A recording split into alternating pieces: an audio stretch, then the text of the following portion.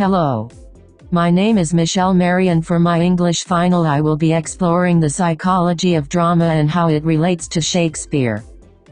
Since the dawn of time, people have always loved a little drama. Which is why it is no surprise that the work of William Shakespeare is still appreciated today. That is true, Michele. Shakespeare is perhaps one of the most famous writers of all time, and wrote classics like Romeo and Juliet, Macbeth, Hamlet, and so many more. Honestly, his work is still appreciated to this day. I mean, name another writer you can take an entire class about. That is true, Michele. What all Shakespeare's stories have in common are their insanely ridiculous plots. Let's play a quick game to show you what I mean. Welcome to Is It Shakespeare? The game where we give you a plot, and you have to guess whether or not it is from one of Shakespeare's works. Let's begin with the first storyline.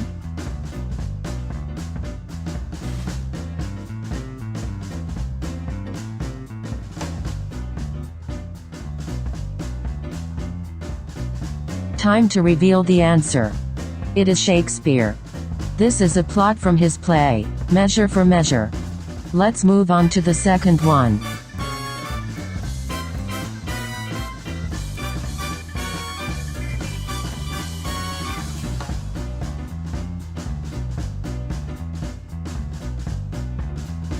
And the answer is not Shakespeare. But wouldn't that be interesting? Alright, it's time for the last storyline.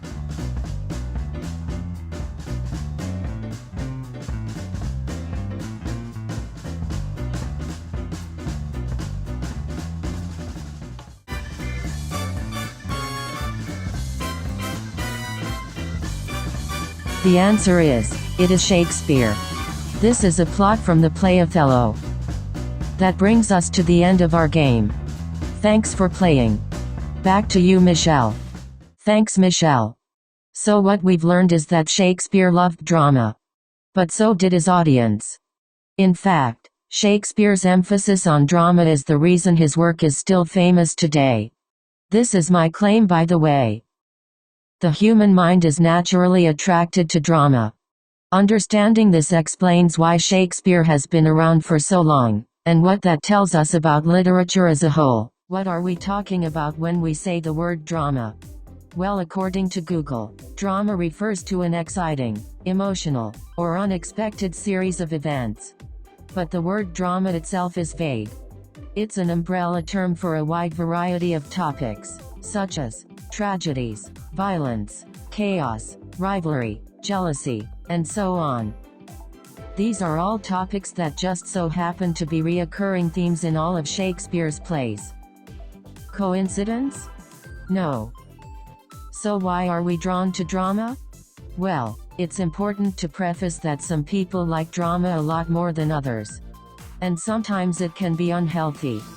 But for the most part, everyone enjoys drama at least a little bit. That is true, Michele.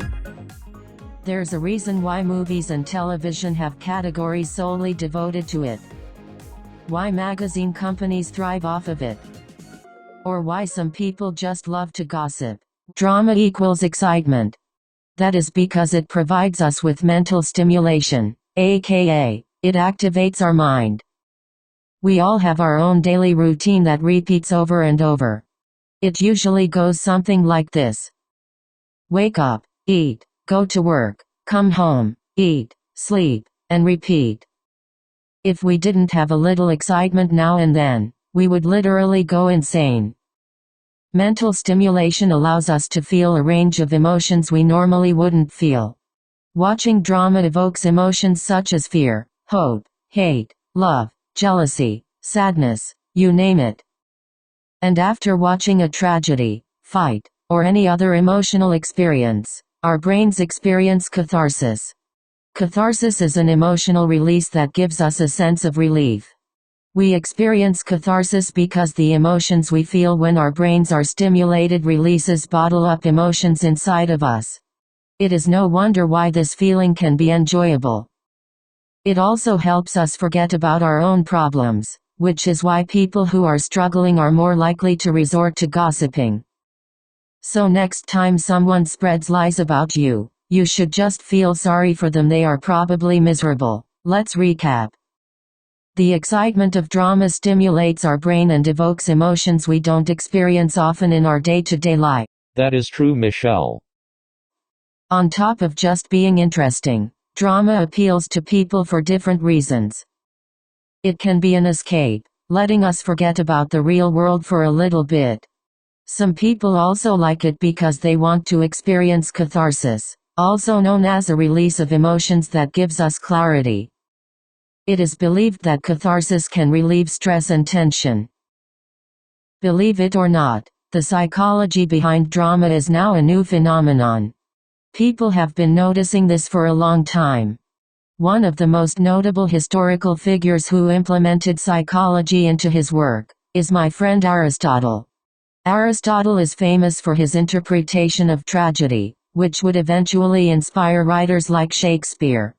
He knew that there is a specific way to trigger human emotions, and was deeply fascinated by it.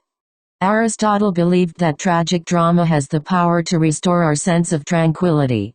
He was strongly aware that poetry could excite the mind by releasing our emotions, and took advantage of this by developing his own method for tragedy dramas. His theory of tragedy was created with catharsis in mind.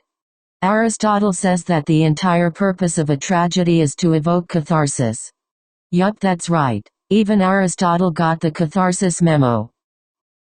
The Aristotelian theory says that the plot is the most important element of tragedy. In the plot, there must be an ideal tragic hero. The tragic hero is someone who is relatable yet powerful. The audience should respect him, but also be able to empathize with him. He should have one flaw that characterizes him, which will ultimately lead to his downfall, and the ending of the story. Sounds familiar? Shakespeare was no stranger to a good tragedy, writing many tragedies throughout his career. His method for tragedy is noticeably similar to Aristotle's, which uses catharsis as a tool to capture an audience. The three components that Aristotle lists are found in a number of Shakespeare's works. Let's take Macbeth for example. Macbeth is the tragic hero of the story. He is powerful, but his battle with his emotions makes him relatable. He is flawed in the sense that he is hungry for power. He is so desperate to gain power that he ends up hurting those around him. His crimes eventually catch up to him, when he is tragically killed by Macduff. The success of this play, along with other of Shakespeare's similar works, proves the credibility of Aristotle's theory. Thank you, Michele. A well-crafted tragedy must evoke a rush of emotions in the viewer. Many would say that Shakespeare's talent was the driving force for his success. Although it is true that Shakespeare was a gifted writer, his talent was not enough to keep his memory alive for centuries. Young people today do not remember Shakespeare for his genius writing style. They remember the drama, the excitement, and the chaos. To prove my point, I asked a few of my friends what came to mind when they hear the name Shakespeare. Here are a few responses I received. Among the responses include words such as drama, betrayal, romance, exaggerated, and weird. While Shakespeare was an amazing writer, he is ultimately remembered for his interesting stories. His stories excite people. Here we have a playbill from 1898, of Shakespeare's play The Merchant of Venice. Inside the playbill are two reviews from audience members at the time. One review describes one of the characters in the play. His motives, feelings, resentments, have something human in them. Even back then, Shakespeare was appreciated because of his relatability. It shows that he knew his audience, and what they wanted. Reading this review today is extremely insightful because it tells us how people felt about Shakespeare in the past. Psychology is important to acknowledge when it comes to literature because it helps us understand what works and what doesn't. As Shakespeare was aware of, people want to be mentally stimulated. Shakespeare's dramatic plots are like non-stop excitement.